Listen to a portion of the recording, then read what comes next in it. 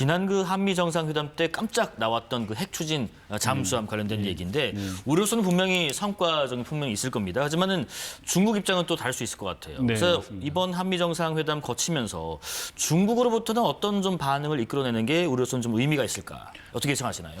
우선 중국은 우리가 개발하려고 하는 이런 핵잠을 상당히 우려의 그 눈으로 보고 있는데요. 네. 우선은 이것이 이제 동북아 진영의 어떤 영내 군사 균형을 깨뜨린다라고 보고 있고, 그리고 이것이 어떻게 보면 일본이라든지 다른 국가의 어떤 핵 도미노 그까지 이제 이를 수 있다라고 좀 우려를 하고 있습니다. 그리고 네네. 오커스에서도 이미 이제 이 핵잠을 추진하고 있기 때문에 이런 것들을 통해서 영내 군사 균형이 만약에 깨지게 된다면 중국의 어떤 군사적인 그 안보적인 우려가 더 커질 수 있다라고 저는 생각합니다. 그리고 중요한 것은 이제 비확산 프레임인데요. 예. 이게 핵 비확산을 중국은 아주 중요하게 생각하고 있습니다. 근데 만약에 한국이 핵 잠수함을 도입을 하게 되면 일본과 또 주변 국가들이 이것을 또 도입을 할 수 있기 때문에 그런 부분에 있어서 핵 비확산을 추진을 해야 된다라고 중국은 보고 있습니다. 그래서 이번 정상회담을 통해서 우리가 만약에 이 핵잠에 대한 우려를 불식시키기 위해서는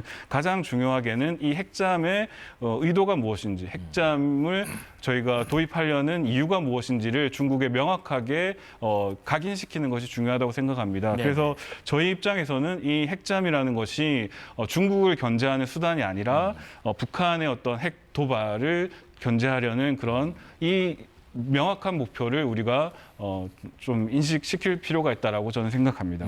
중국의 그 핵 비확산이라는 부분이 이제 핵 무기를 탑재하지 않더라도 네. 핵 추진, 핵 원료로 하는 것만 하더라도 굉장히 민감한 현안이군요. 예, 맞습니다. 그리고 또 하나가 지금 서해를 평화와 공영의 바다로 만들겠다라고 앞서 기대 성과를 밝혔는데 지금 뭐 서해상에서 여러 가지 일들이 벌어지고 있잖아요. 예를 들면 중국 어선들의 불법 조업 그리고 거기에 대한 폭력적인 대응들 또 하나가 최근에 이 불법 구조물 설치 이 문제도 상당히 심각한 문제입니다.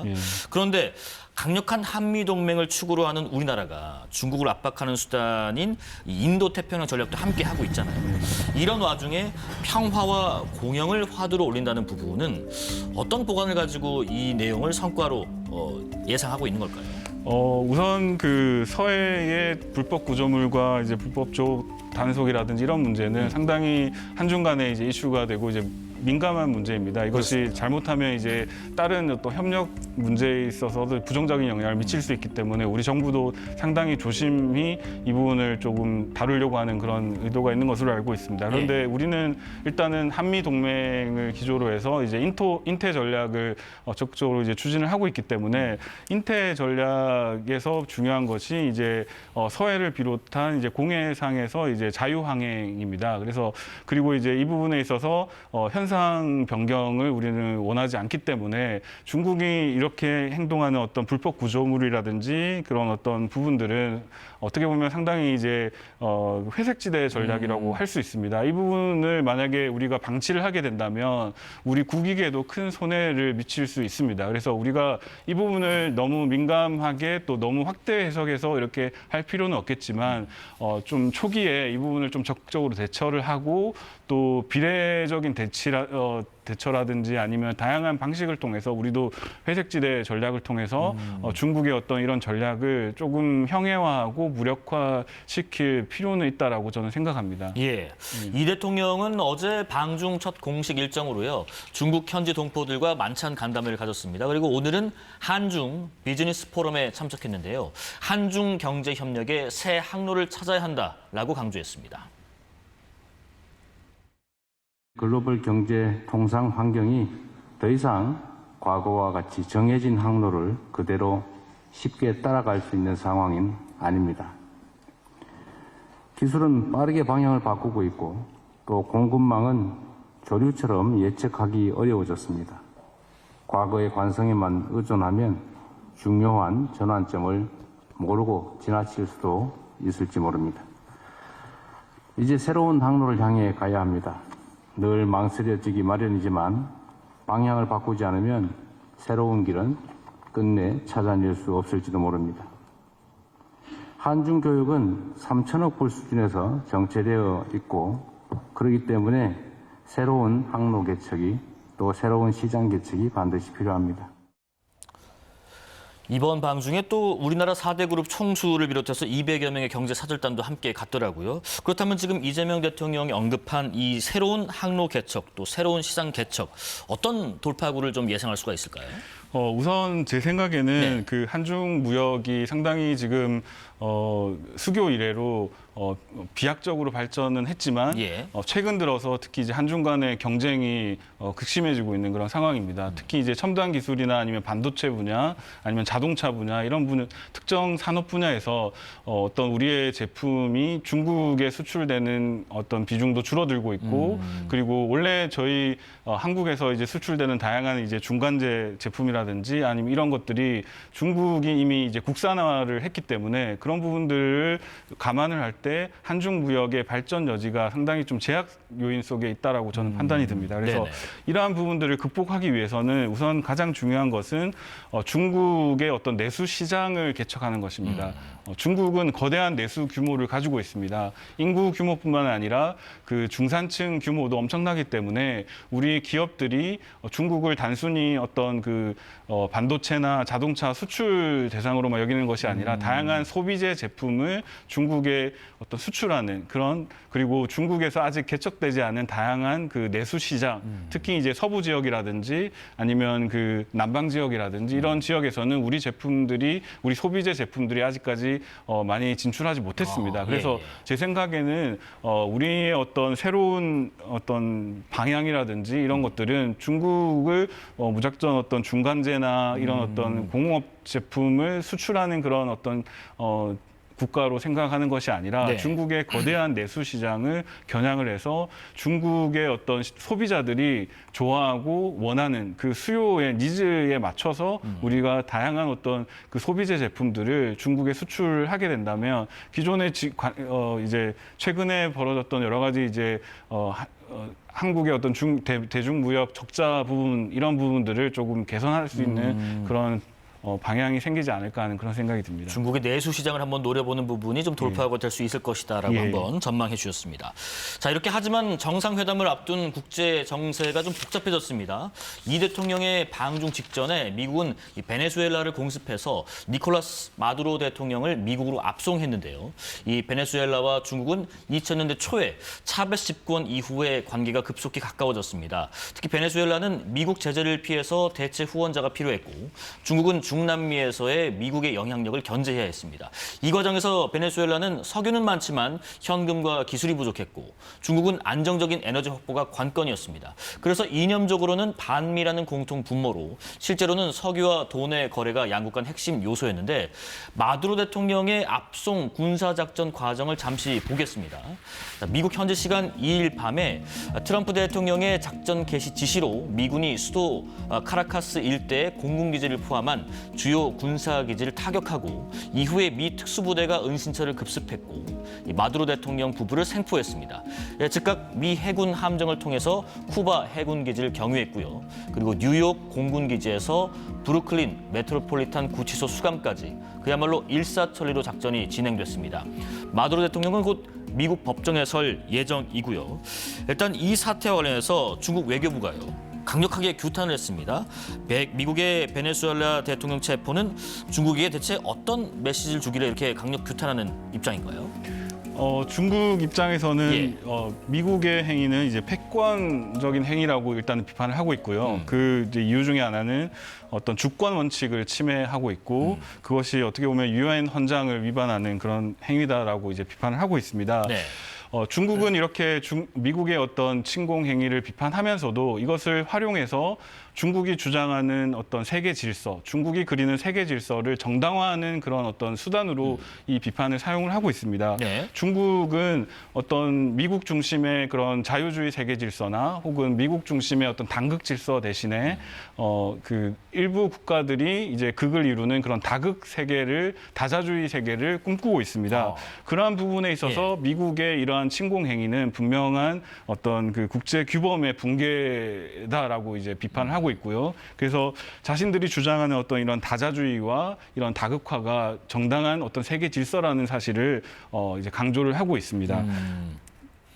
우리 정부는 일단 대화를 통해서 베네수엘라 상황이 좀 조속히 안정되기를 희망한다. 어떻게 보면 좀 원론적인 입장을 지금 밝힌 상황인데 오늘 만약에 한중 정상회담에서 관련 언급이 나온다면 미중 사이에서 좀 실리 외교를 추구하고 있는 우리 입장에서 이 대통령은 어떤 입장을 취하는 것이 좀 바람직해 보이나요?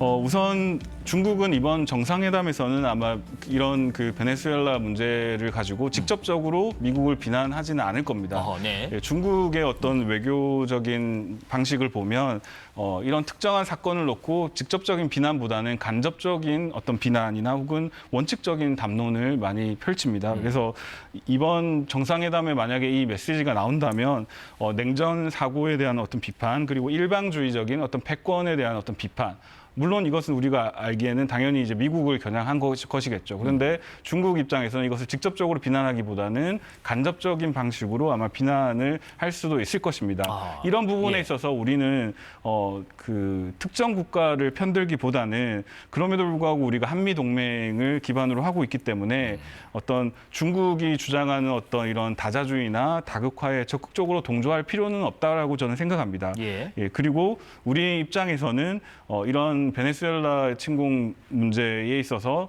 관련 사항을 예의주시하고 있고 그리고 민주주의가 회복되고 상황이 안정되기를 희망한다라는 그 외교부 메시지처럼 어떤 원칙적인 입장 그리고 판단을 유보하는 그런 측면들, 그런 메시지를 내는 것이 저는 중요하다라고 생각합니다. 그리고 더 중요한 것은 이것이 한반도에 어떤 영향을 미칠 것인지, 그리고 한반도 동북아 영내에 어떤 영향을 미칠 것인지인데요. 이 부분에 있어서도 우리는 분명하게 한반도의 어떤 평화와 안정, 그리고 영내의 평화와 안정에 우리가 이런 부분을 중요성을 집중적으로 시진핑 주석과 얘기를 하고 그리고 베네수엘라 부분들은 우리가 분명히 이 부분들이 해결되기를 원한다라는 어떤 원칙적인 입장만 발표하면 좋을 것 같습니다. 그러면 지금의 외교부의 기조와 비슷한 기조를 맞습니다. 유지하는 것이 현명할 것 같다는 말씀해 주셨고 근데 이런 상황에서 북한이 이 대통령이 중국으로 출발하기 직전에 동해로 탄도미사일 2발을 발사했더라고요. 오늘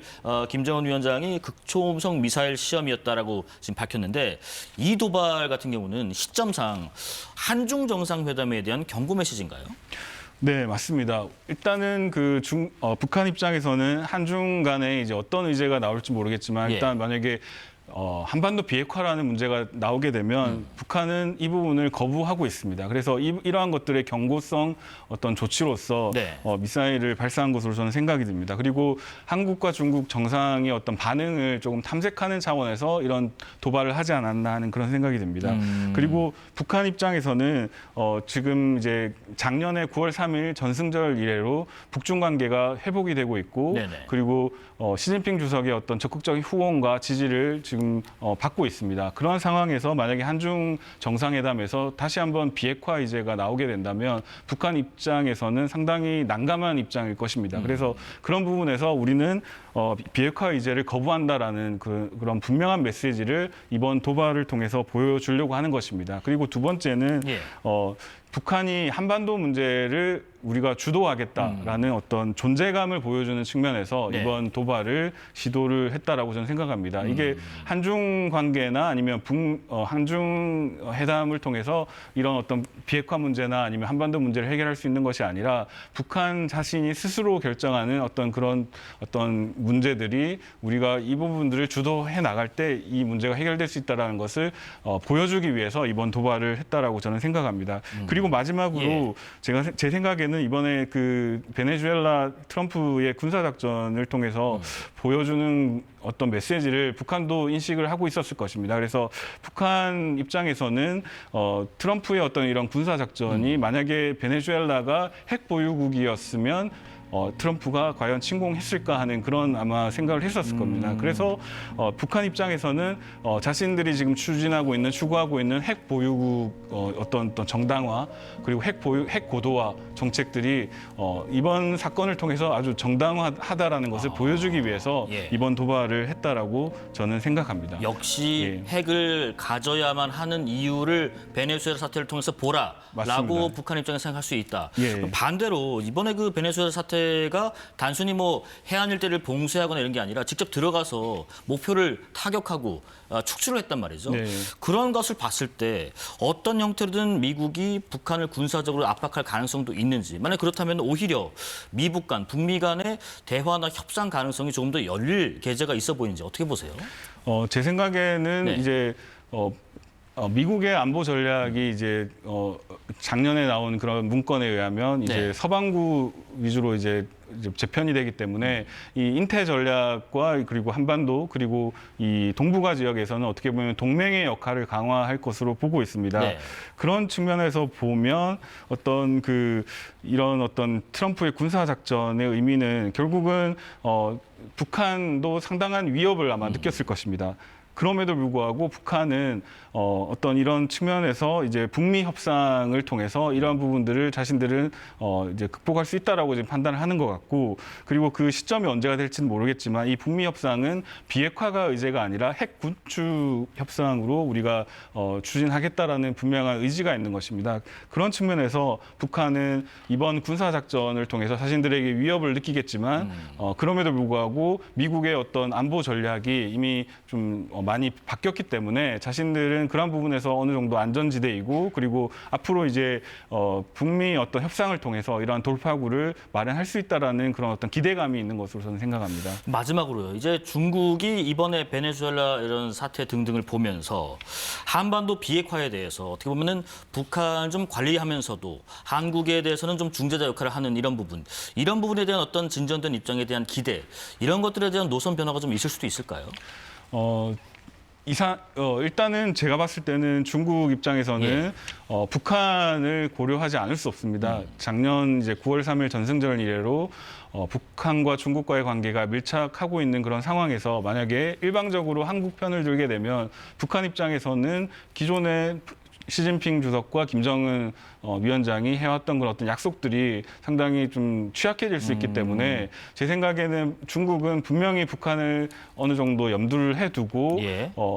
어떤 그 비핵화 문제에 있어서 어느 정도는 회피하려는 그런 어떤 의도가 있지 않나 하는 그런 생각이 듭니다. 하지만 우리 입장에서는 만약에 한반도 비핵화를 당장에 우리가 추진해야 될 어떤 시급한 어떤 이슈로 보기보다는 중장기적인 관점에서 우리가 북한을 이런 비핵화 협상의 테이블로 끌어와야 된다라는 그런 측면들을 강조를 하게 된다면 중국 입장에서는 충분히 협조를 해줄 수 있을 거라고 저는 생각합니다. 네. 구체적으로는 과거에 이제 육자회담을 중국이 완전히 성공하지는 못했지만 어느 정도 해본 경험이 있기 때문에 그러한 어떤 경험을 살려서 한반도 비핵화 문제에 있어서 중국이 내놓는 여러 가지 해법들이 이제 최근에 여러 가지 바뀐 그런 국제적인 정세나 이런 부분들이 반영이 돼서 조금 더 발전된 그런 해법들을 중국이 도출을 하게 되고, 우리가 만약에 그 부분에 동의를 하게 된다면 그러한 부분에 있어서 우리가 충분히 중국과의 어떤 공동의 이익을 충분히 이제 발굴할 수 있다라고 저는 생각합니다. 네. 자, 통일연구원 이재영 연구위원과 관련 말씀 나눠봤습니다. 고맙습니다. 네, 감사합니다.